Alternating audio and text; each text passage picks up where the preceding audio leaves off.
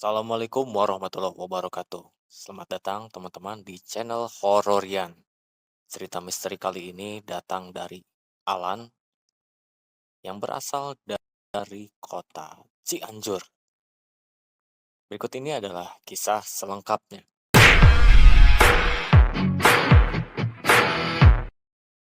Main petak umpet. Namaku Alan. Ini kisah ketika aku masih kecil. Waktu itu aku dan orang tuaku pergi ke rumah pamanku. Waktu itu aku dan orang tuaku pergi ke rumah pamanku untuk nonton televisi. Kebetulan pada saat itu orang tuaku belum punya televisi. Gak jauh sih dari tempatnya, cuma sekitar 20 meter dari rumahnya saja. Artinya ini masih bertetangga dengan pamannya.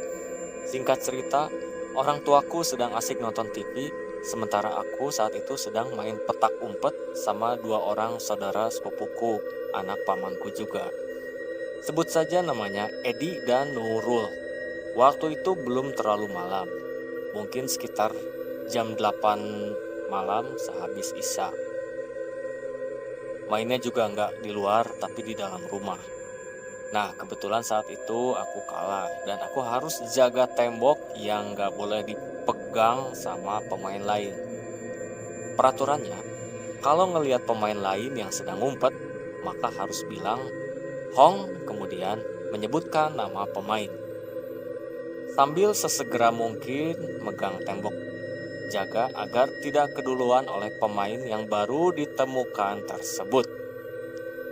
Dan kalau sampai keduluan, disebutnya butul. Maka seluruh pemain yang sudah ditemukan dianggap batal atau gugur dan mereka boleh ngumpet lagi. Permainan pun dimulai dan menutup mata sambil menghitung 1 sampai 10. Mulailah aku mencari sambil waspada agar jangan sampai tembok itu dipegang oleh pemain lain yang sedang ngumpet. Ya, namanya juga main di rumah, pasti ngumpetnya juga gak jauh dan di situ-situ juga. Maka mulailah aku mencari mereka ke kamar depan. Di kamar itu aku menemukan Edi yang sedang ngumpet di bawah kolong ranjang. Aku segera ngucapin, "Hong Edi," dan berlari ke ruang tengah untuk segera memegang tembok jaga. Edi pun gugur. Sekarang tinggal Nurul yang harus kutemukan. Aku mulai mencarinya di kamar tengah, tapi gak ada.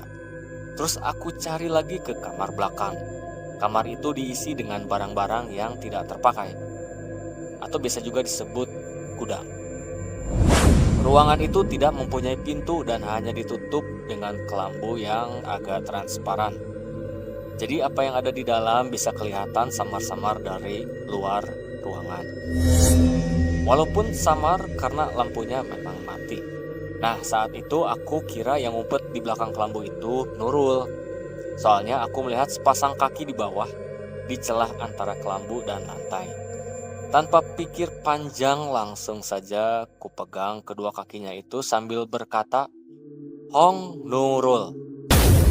Namun, astaga, ternyata badannya, tangannya, dan kepalanya gak ada. Itu cuman kaki doang. Di bawah sampai lutut, padahal aku yakin yang kupegang itu adalah kaki manusia.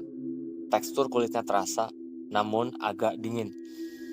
Spontan aku kaget dan lari keluar ruangan sambil menangis. Aku gak bisa cerita apa-apa lagi sama ibuku. Karena saking takutnya, apakah yang aku pegang tadi hanya ada kaki, tetapi hanya sampai lutut, tidak ada badan, bahkan sampai kepalanya pun tidak ada. Esok harinya, aku langsung sakit panas selama 3 hari. Ibuku lalu memanggil orang pintar untuk menyembuhkanku. Orang pintar itu kebetulan tetangga juga. Beliau dikenal bisa menyembuhkan orang yang kena gangguan yang disebabkan jin atau makhluk halus. Aku lalu diberi segelas air yang sebelumnya sudah dikasih jampi-jampi atau doa oleh tetanggaku itu. dan akhirnya sakitku berangsur sembuh. Alhamdulillah sampai sekarang aku nggak pernah melihat hal-hal goib lagi. Bukannya aku tidak mau, tapi amit, amit.